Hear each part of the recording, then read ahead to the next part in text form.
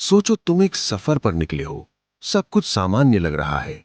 नए लोग मिल रहे हैं, नए दोस्त बन रहे हैं।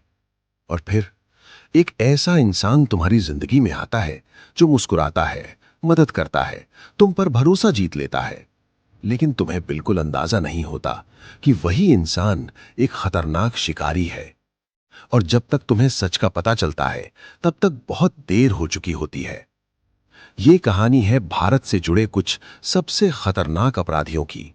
ऐसे लोग जो दिखते आम थे, पर उनके अंदर छुपा था अंधेरा।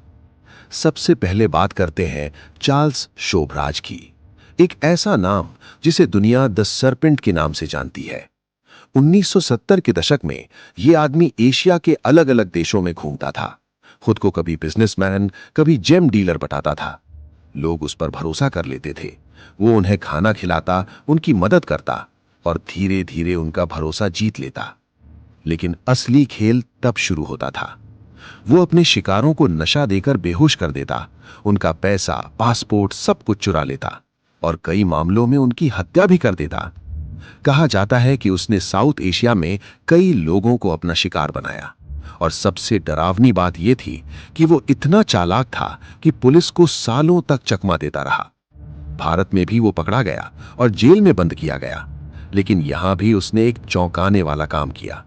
अपने जन्मदिन के दिन उसने जेल के गार्ड्स को ही नशा दे दिया और वहां से भाग निकला। सोचो, एक अपराधी जो जेल के अंदर भी सुरक्षित नहीं, वो बाहर कितना खतरनाक होगा। अब आगे बढ़ते हैं एक और अंधेरे अध्याय की ओर।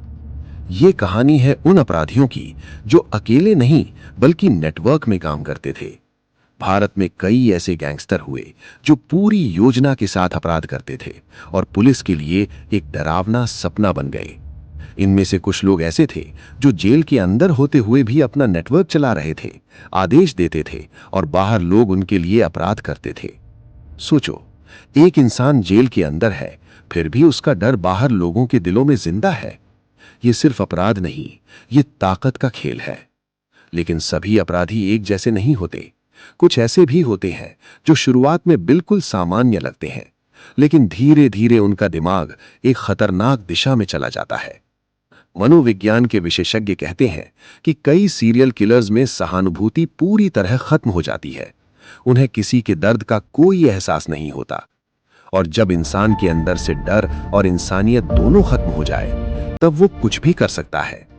भारत में कई ऐसे मामले हुए हैं जहां अपराधियों ने इतने चौंकाने वाले अपराध किए कि लोग आज भी उन्हें याद करके डर जाते हैं।